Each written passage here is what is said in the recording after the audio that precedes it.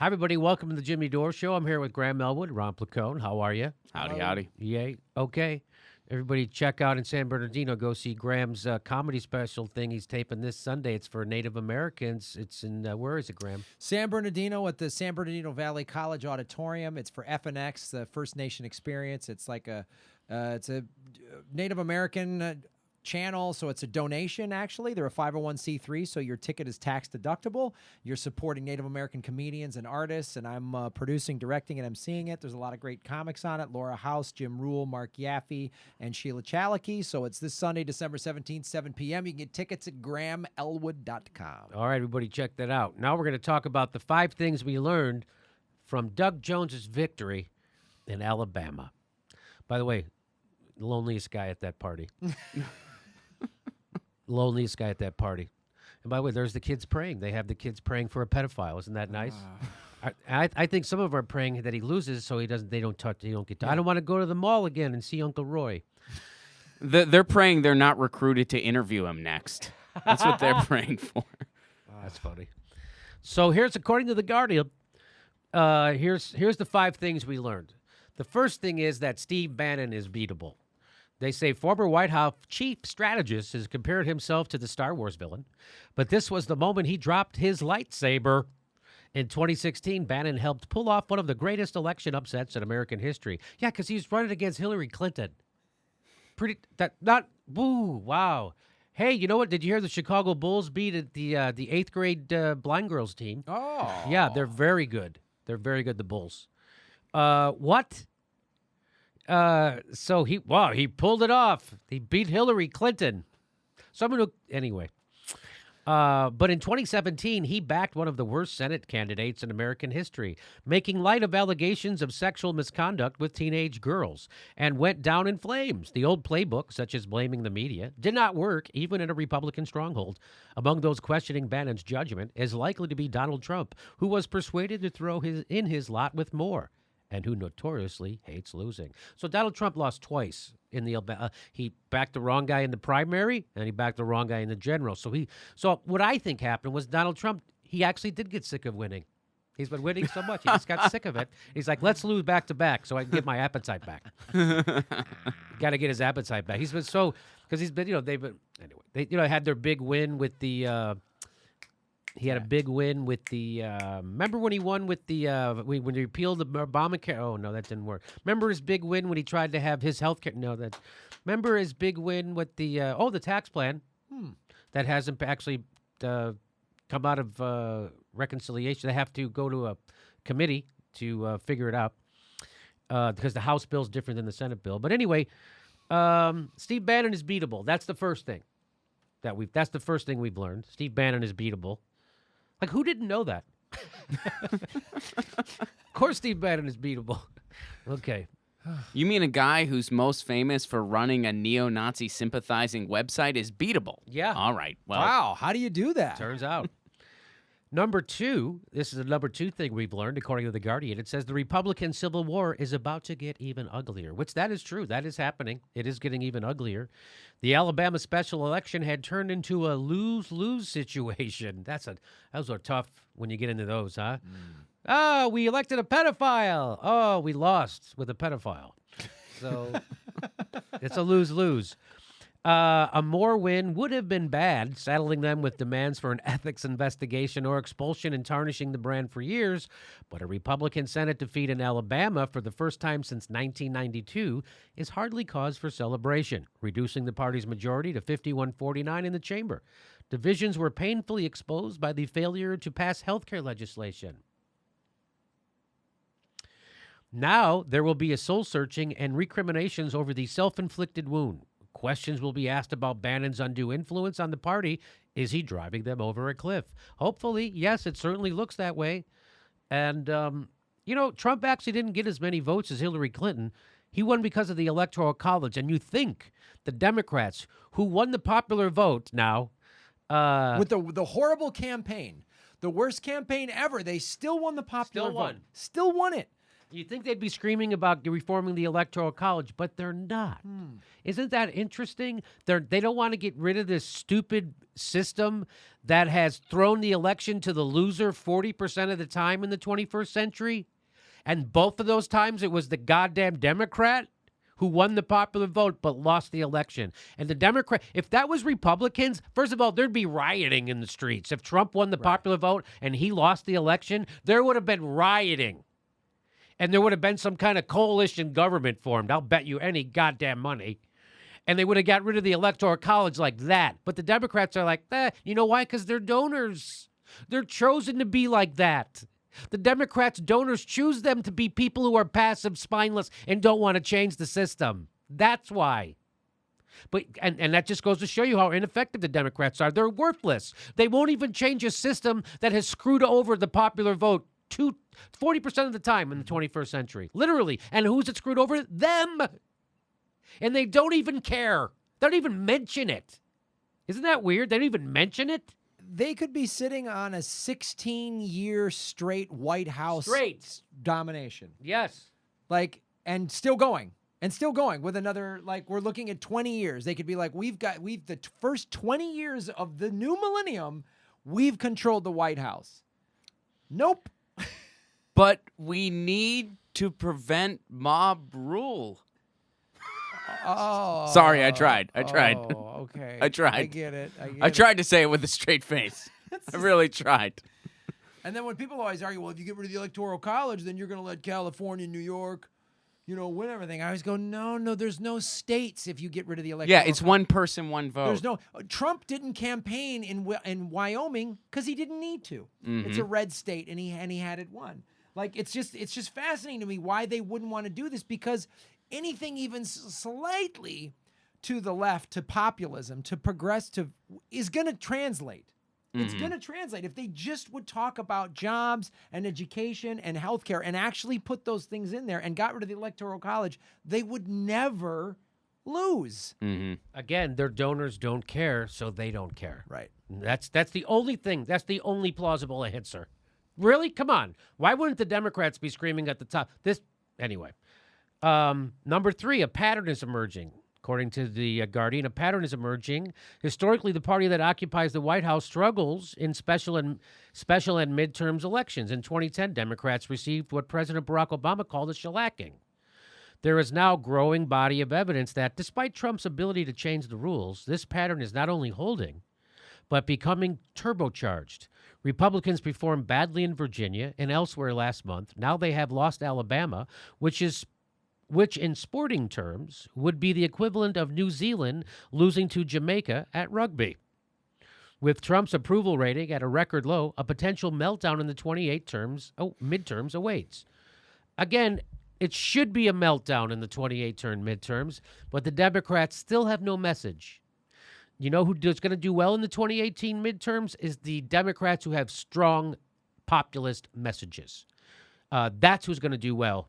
So what they're saying is, in every off-year election, the party that's not in the White House does really well, and that's going to keep going. And you know why that's been going that way? It's because neither party has any programs that help people, which is why neither party can retain power. Just like Graham said, So go ahead. Anything you guys want to? I was going to say what this says to me, since Americans are ripe. Yes. For a third party. Yes. Man. They are ready to go. If you came with a Labor Party, you would get some hardcore red staters to go, yeah, I'm in. You get me a job, I'll go. And they would go, you know what? Fine, I'm in with gay marriage. I don't care. I don't care. Yeah. Fine, I'll accept whatever you want if you're giving me a livable wage. Give me a job. Give me a job. I think there's people in coal country in West Virginia that know coal is dead. If you went in there, if a left-leaning progressive, whether they're a Democrat or with a third party, the Green Party, went in there and said, I'm shutting down your coal mines and I'm putting in a solar power factory and you all get jobs, they'd go, yep. They wouldn't argue it. They just want jobs. They're not beholden to coal because they love it. Coal kills people. You die from working in coal. And they've been, so they they want jobs. If you give people fucking jobs and education and health care for their children, they will back you front every time. Well, not just that, but young people. I mean, Yes, young people, yes. like there was an article that came out recently about 71% of young people want a viable third option. Yeah. Well, because they know that they're going to be screwed unless they get it. Mm-hmm. All they've seen, young people, if you're under 30, all you've seen your entire adult life is the bullshit of the two-party system, fucking you left and right. And that's why they voted for Trump, to kind of smash the system. Yeah. Even Nick Smith, who's a West Virginian minimum wage worker, he was interviewed on this show, and he said, we all knew that Trump was a loudmouth Yankee jackass who should have got his ass kicked a long time ago, but he was the only one even trying to promise, giving lip service to them. So there you go. Now I'm going to go to number 4. The AntiTrump Coalition has been emboldened. Last month, elections were dubbed the revenge of the suburbs, as women, minorities, and university-educated voters joined to deliver a rebuke to Trump by voting in a new slate of female, African-American, and transgender Democrats. What happened in Alabama appears to confirm this trend. African Americans turned out in big numbers and in one of America's most racially divided states. Many women were appalled by the accusations against Moore. Suburbia, including establishment Republicans, again appears to have dealt a decisive blow. I just think it would suppress the turnout in Alabama. Let's get to the last one. They go, Trump did indeed scramble the electoral map. Trump defied all conventional wisdom to win the presidency, turning some traditionally blue states red. But it cuts both ways. Democrats who lost the White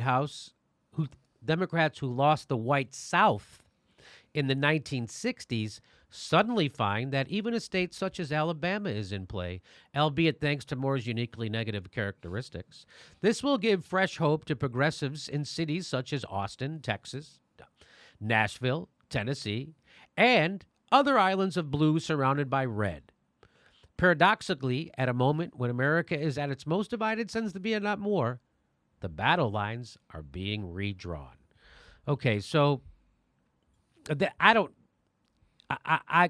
the Democrats are not going to win the whites back in the South unless they have something to offer. So if you have nothing to offer except we're not the other guy, they're going to go, well, the other guy still hates gays and so do I. You know, Right. So but here's what I just want to play this real quick.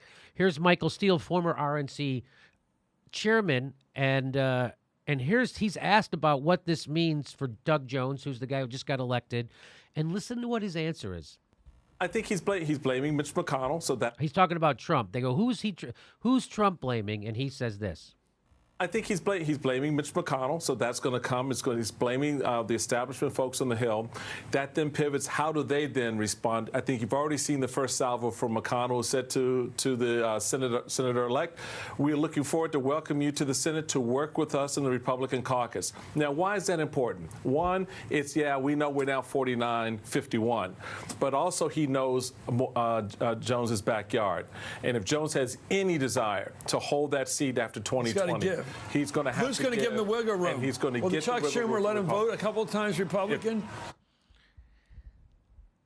So I don't know if you just heard what they all just said, but they're saying Doug Jones, who just won a monumental victory with an unbelievable turnout by his base to win as a Democrat in Alabama, now the advice he's getting from not only Chris Matthews, but also the RNC chair is that he better act like a Republican and stab the people who just voted for him in the back. If he wants to get reelected, he's got to appeal to the people who didn't vote for him. That is the craziest thing I may have ever heard in my life.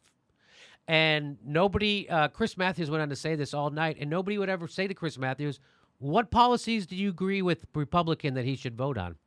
What should he vote Republican on, Chris? Tell me. What should he vote for? Should he vote for the tax bill?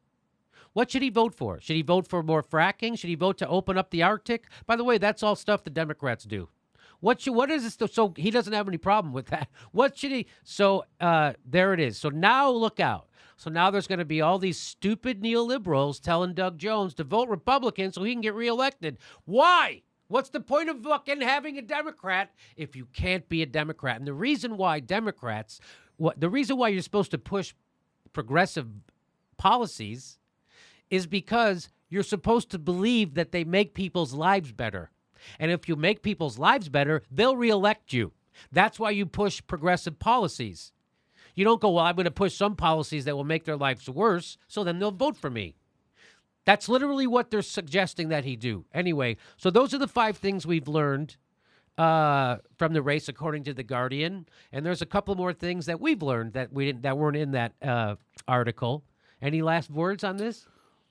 I don't know how optimistic I am about that last one, that all of a sudden the electoral map is scrambled. You know, I used to live in Nashville, Tennessee, actually, one of the cities mentioned. And when you live in a blue dot in a red state, a lot of times you find yourself not ever really voting for anything. You find yourself voting against a lot of things. And that, you know, like I would find myself going to vote to make sure that women's rights weren't pushed back 30 years because of some of these propositions that they would push out there from Koch money that would narrowly pass. All the cities would be like 90-10 against it, but the rest of the state, it was just enough that it would usually go through. And that's essentially what happened in Alabama. You know, that they didn't go vote for anything. They voted against a pedophile. That's exactly and it's so right. sad that those were their choices. You can either have a pedophile or not a pedophile. And the other thing, too, that just struck me from these guys on NBC was just blatantly, publicly, oh, who gives a shit what the voters want? Here's what the corporation and the Democrats, the neoliberals, they're going to tell you how to vote. This is how politics works. We need your little vote, but then we get our guy in there, and he's going to have to swing this way or that way as whatever the wind of the corporate sails blows. After one of the most stunning Democratic victories in the history of our country, the advice is to stop being Democrat. Hey, thanks for watching the show. We have to ask you to make sure you're subscribed. If you're not, if you think you are, check again, because they're unsubscribing people. No kidding. Check. Make sure you're subscribed. And when you subscribe, click that bell so you get a notice every time we drop a video. So thanks for supporting the show. Thanks for doing that. And you can become a patron or a premium member through PayPal, whichever way you'd like to do it. We give you plenty of extra video every week, and or buy a T-shirt or a mug for the holidays. Thanks for your support.